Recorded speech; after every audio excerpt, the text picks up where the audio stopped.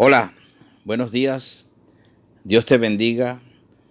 Hoy vamos a estar hablando de un tema y lo vamos a mirar desde el punto de vista bíblico, que es muy importante para todo creyente. Nosotros debemos, bajo cualquier circunstancia, reconciliarnos con nuestros enemigos, pero también tenemos que reconciliarnos con Dios. Si no hay reconciliación con Dios, no hay absolutamente nada en nuestra vida. Por eso es importante que nosotros sepamos qué es la reconciliación. Ese es el título del mensaje de hoy. ¿Qué es la reconciliación cristiana? ¿Por qué nosotros necesitamos estar reconciliados con Dios? Imagina dos amigos que tienen una pelea o que tienen una discusión. La buena relación que una vez disfrutaron está tirante al punto de romperse.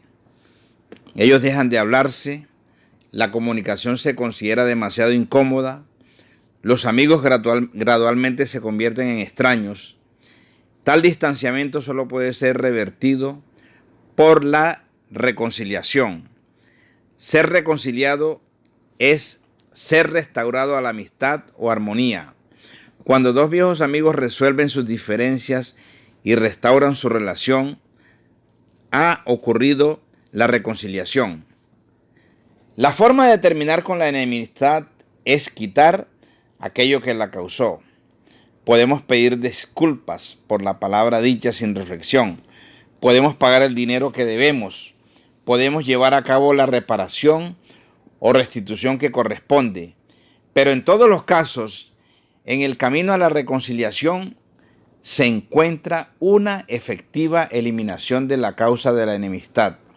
La reconciliación desde el punto de vista cristiano la podemos describir de la siguiente manera. Cristo murió para anular nuestros pecados, es lo que se llama salvación. De esta manera se ocupó Él de la enemistad entre el hombre y Dios. La quitó de camino. Abrió ampliamente el camino para que los hombres pudieran volver a Dios. Hay tres importantes pasajes del Nuevo Testamento que tratan la obra de Cristo bajo la figura de la reconciliación de la siguiente manera. Romanos capítulo 5 versículos del 10 al 11 dice así: porque si siendo enemigos fuimos reconciliados con Dios por la muerte de su Hijo, mucho más estando reconciliados seremos salvos por su vida. Y no solo esto, sino que también nos gloriamos en Dios por el Señor nuestro Jesucristo, por quien hemos recibido ahora la reconciliación.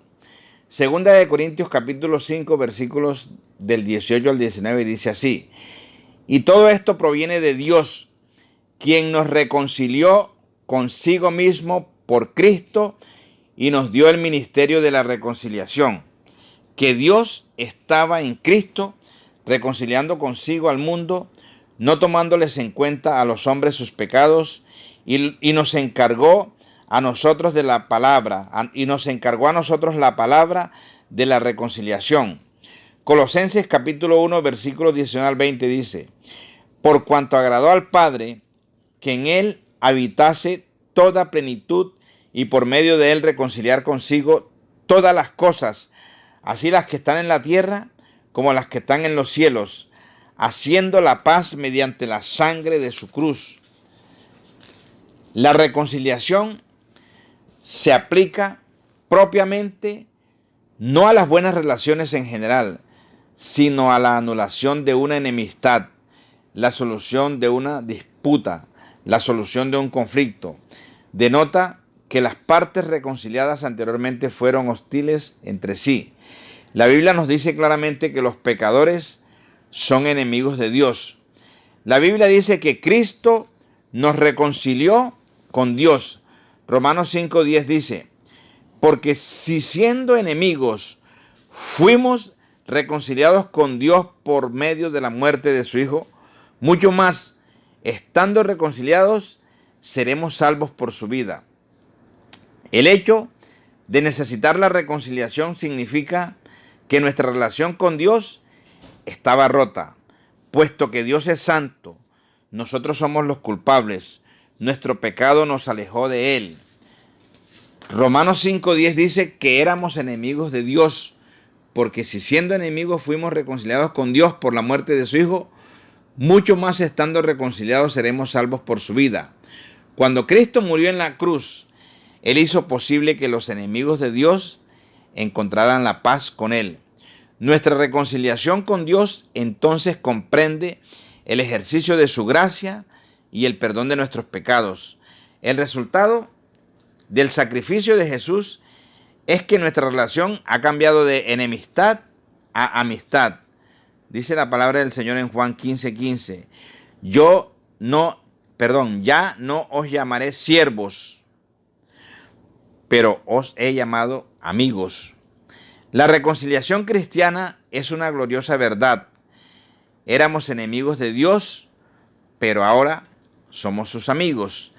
Estábamos en un estado de condenación por nuestros pecados, pero ahora somos perdonados. Estábamos en guerra con Dios, pero ahora tenemos la paz que sobrepasa todo entendimiento. Filipenses 4:7 dice, y la paz de Dios, que sobrepasa todo entendimiento, guardará vuestros corazones y vuestros pensamientos en Cristo Jesús. Romanos 5:1 dice, justificados pues por la fe, tenemos paz para con Dios por medio de nuestro Señor Jesucristo. Ojo, para que se lleve a cabo la completa restauración, hay que dar pasos bíblicos específicos de acción. Primer paso, arrepentimiento, o sea, cambiar el enfoque de agradarte a ti mismo por un enfoque de agradar a Dios, el cual es seguido por el cambio respectivo de tu vida. El arrepentimiento bíblico produce un cambio de la desobediencia al comportamiento obediente a las Escrituras. El arrepentimiento bíblico reconoce el pecado y se responsabiliza personalmente por él. Eso está en Salmos 51, versículos del 1 al 6, primera de Juan 1, versículos del 8 al 10. Si decimos que no tenemos pecado, nos engañamos a nosotros mismos y la verdad no está en nosotros. Si confesamos nuestros pecados, Él es fiel y justo para perdonar nuestros pecados y limpiarnos de toda maldad. Si decimos que no hemos pecado, le hacemos a Él mentiroso y su palabra no está en nosotros. El arrepentimiento bíblico tiene como consecuencia un corazón quebrantado, contristado por el pecado y contrito, o sea, dejar a un lado completamente o eliminar cualquier dependencia previa en el yo. Santiago capítulo 4 versículos del 8 al 10 dice así: acercaos a Dios y Él se acercará a vosotros. Pecadores, limpiad las manos, y vosotros los de doble ánimo, purificad vuestros corazones. Afligíos y lamentad y llorad. Vuestra risa se convierta en lloro y vuestro gozo en tristeza. Humillaos delante del Señor y Él os exaltará. Segundo paso, dice confesión. O sea, reconocer ante Dios los pecados que has cometido en su contra y en contra de los demás con el comportamiento, con el compromiso de renunciar a ellos. Primero, debes confesar los pecados a Dios en todo lo relacionado con el pensamiento, las palabras y las acciones. Segundo, confiesa tus pecados a aquellos en contra de quienes has pecado, especialmente las personas con las cuales tú has tenido dificultades. Cuando lo hagas, primero, no lo acuses, no lo juzgues, o saques a relucir sus fallas. Segundo, no des excusas. Recuerda que no hay justificación ni excusa para pecar en contra de alguien o hacer que tropiece. Tercero, no te detengas meramente en expresar tus sentimientos diciendo, lo siento. Lo siento simplemente quiere decir me siento triste. Y no es una afirmación que exprese el deseo de reconciliarte. Cuando busques perdón, reconoce tu falla como pecado. Tercero, restitución, o sea, restaurar o compensar los daños que tu pecado ha causado. La restitución bíblica debe hacerse siempre que sea posible.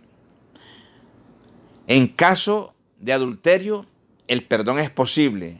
Primera de Juan capítulo 1, versículo 9, que dice que si confesamos nuestros pecados, Él es fiel y justo para perdonar nuestros pecados y limpiarnos de toda maldad. Pero la restitución es imposible. B. La restitución bíblica debe hacerse con aquellos en contra de quienes has pecado.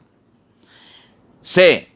Ya que la meta de la restitución bíblica es estar en paz con tu prójimo, no debes intentar congraciar la relación o manipular a la persona para que responda en la manera en la que desees.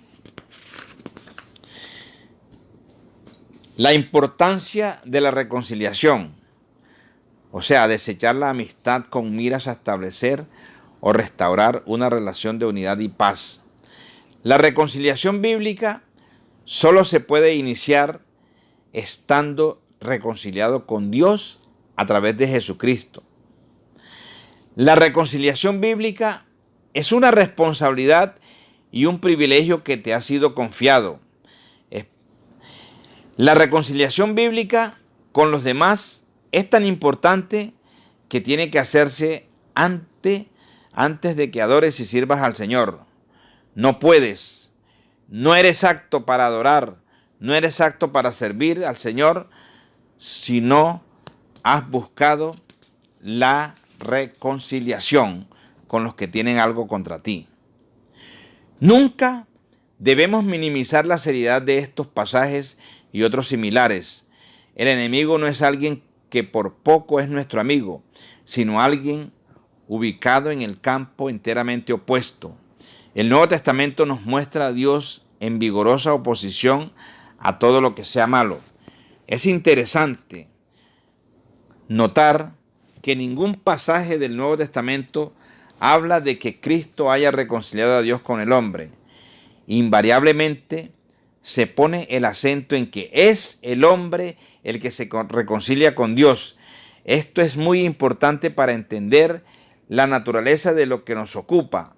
Es el pecado del hombre lo que ha habido que solucionar. Es al hombre al que se llama en las palabras de 2 de Corintios 5:20 a que se reconcilie con Dios. El hombre, cuando está en libertad de elegir, se conforma con olvidar el pasado y no se preocupa mayormente por su pecado. Por cierto, que no se siente hostilidad hacia Dios por culpa de su pecado. En consecuencia, cuando se ha efectuado la reconciliación, es imposible decir que está completamente dirigido hacia el hombre y no hacia Dios. También, en algún sentido, tiene que haber un cambio por parte de Dios si todo lo que envuelven como la ira de Dios ya no se dirige más al hombre. Esto no significa que haya habido cambio alguno en el amor de Dios. La Biblia nos dice muy claramente que el amor que Dios siente hacia el hombre nunca varía, a pesar de lo que el hombre pueda hacer. Por cierto, que toda la obra expiatoria de Cristo surge del gran amor de Dios por nosotros. Fue, y es la frase, que siendo nosotros aún pecadores, que Cristo murió por nosotros. Se trata de una verdad que debemos guardar celosamente. En cierto sentido, la reconciliación se realiza fuera del hombre, antes que haya ocurrido nada dentro de él. Pablo puede hablar de Cristo por quien hemos recibido ahora la reconciliación. Una reconciliación que puede ser recibida debe ser ofrecida y por consiguiente en algún sentido lograda, antes de que pueda recibirla el hombre. En otras palabras, debemos pensar que la reconciliación tiene efectos que se manifiestan hacia el hombre como hacia Dios. Pedir perdón a los demás de una manera bíblica implica reconocer que has pecado en su contra y que deseas misericordia y perdón. No que se te dé lo que mereces. Pedir perdón es un paso vital hacia la reconciliación y puede llevar al cambio en la relación. Para que se lleve a cabo la completa restauración, hay que dar pasos bíblicos específicos de acción. Mateo 5, 23, 24 dice así: por tanto, si traes tu ofrenda al altar y allí te acuerdas de que tu hermano tiene algo contra ti, deja allí tu ofrenda delante del altar y anda, reconcíliate primero con tu hermano y entonces ven y presenta tu ofrenda. Romanos 12, 18 dice así: si es posible, en cuanto dependa de vosotros, estad en paz con todos los hombres. Romanos 14, 19 dice así: así que sigamos lo que contribuye a la paz y a la mutua edificación. Segunda de Corintios capítulo 5 versículos del 17 al 19 dice así: de modo que si alguno está en Cristo, nueva criatura es. Las cosas viejas pasaron, he aquí, todas son hechas nuevas. Y todo esto proviene de Dios, quien nos reconcilió consigo mismo por Cristo y nos dio el ministerio de la reconciliación, que Dios estaba en Cristo reconciliando consigo al mundo, no tomándoles en cuenta a los hombres sus pecados, y nos encargó a nosotros la palabra de la reconciliación. Efesios 4, 32 dice: antes sed benignos unos con otros, misericordiosos, perdonándoos unos a otros como Dios también os perdonó a vosotros en Cristo.